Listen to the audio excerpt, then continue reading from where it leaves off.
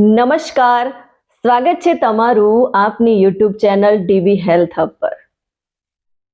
8 થી 9 કલાકની ઊંઘ ખરેખર ઉત્તમ ગણાય છે, પણ આજના સમયની અંદર ઘણા બધા લોકો 8 થી 9 કલાકની ઊંઘ લીધા પછી પણ સવારે સુસ્તી, થકાવટ અને ચીડચીડાપણ મહેસૂસ કરે છે।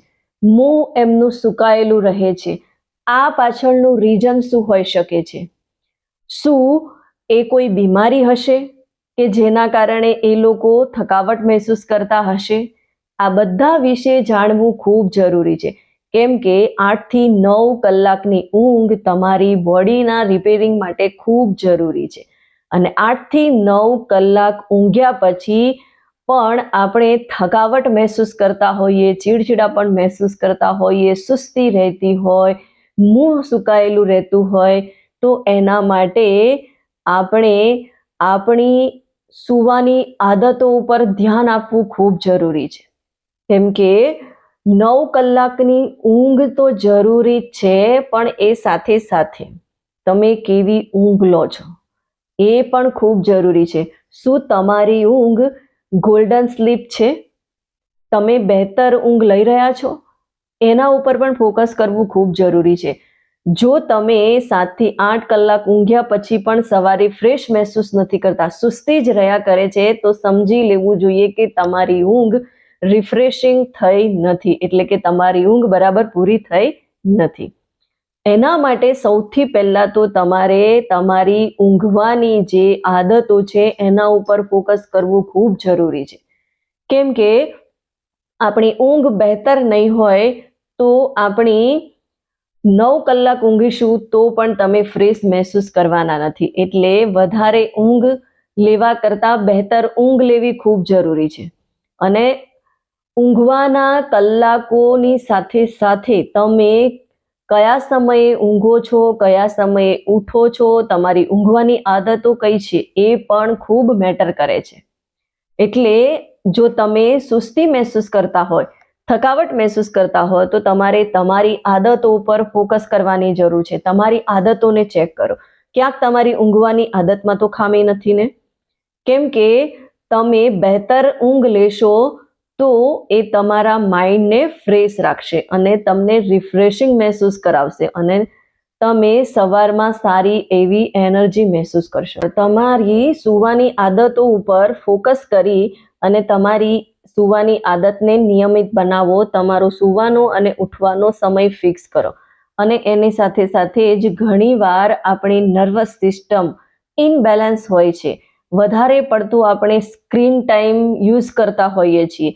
આ રીઝનના કારણે પણ આપણે સવારમાં થકાવટ મહેસૂસ કરીએ છીએ, સુસ્તી મહેસૂસ કરીએ છીએ, ચીડચીડાપણ થાય છે અને આપણું મોઢું પણ સુકાયેલું જ રહે છે। તો ખરેખર એના ઉપર પણ ફોકસ કરવું ખૂબ જરૂરી છે।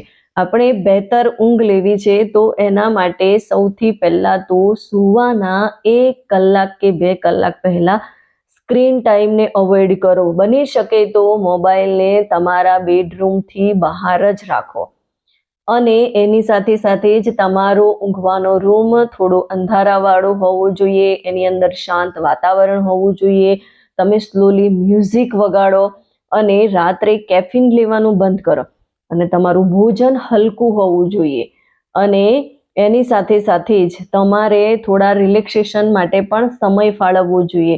એના માટે તમે ડીપ બ્રીધિંગ કરો, કોઈક નોર્મલ સારું એવું પોઝિટિવ પુસ્તક વાંચો અથવા તો નોર્મલ સ્ટ્રેચિંગ કરો અને હળવું મ્યુઝિક સાંભળો। આ બધી જ વસ્તુ તમને સારી ઊંઘ લેવા માટે ખૂબ જ મદદરૂપ થશે અને આ બધી વસ્તુઓ ફોલો કર્યા પછી પણ જો તમને ઊંઘવામાં પ્રશ્ન રહેતો હોય, તમે બહેતર રીતે ઊંઘ ના લઈ શકતા હોય, એટલે કે તમે 8 થી 9 કલાક તો ઊંઘો છો પણ છતાં પણ તમે એનર્જી મહેસૂસ નથી કરતા, સુસ્તી રહ્યા કરે છે, થકાવટ થાય છે, ચીડચીડા પણ રહે છે અને મોં તમારું સુકાયેલું રહે છે, તો આવા સમયે તમારે ડૉક્ટરની અવશ્ય સલાહ લેવી જોઈએ। અને હા, જો તમે પણ તમારી આટલી બધી ઊંઘ લીધા પછી પણ ફ્રેશ મહેસૂસ નથી કરતા, તો એના માટે તમારે રૂટીનમાં શું ચેન્જીસ કરવાની જરૂર છે, તમારે કઈ કઈ બાબતો પર ફોકસ કરવાની જરૂર છે, એના માટે તમે મારી સાથે કન્સલ્ટિંગ કોલ બુક કરી શકો છો.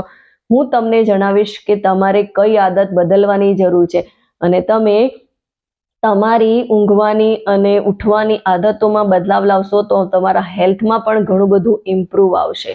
અને એના માટે તમે અમારો માસ્ટર ક્લાસ જોઈન કરી શકો છો. 3 દિવસનો ફ્રી માસ્ટર ક્લાસ જોઈન કરો અને મેળવો એક નવું વર્ઝન, જેથી તમે વધારે પડતા એનર્જેટિક અને વધારે પડતા ખુશ મહેસૂસ કરશો.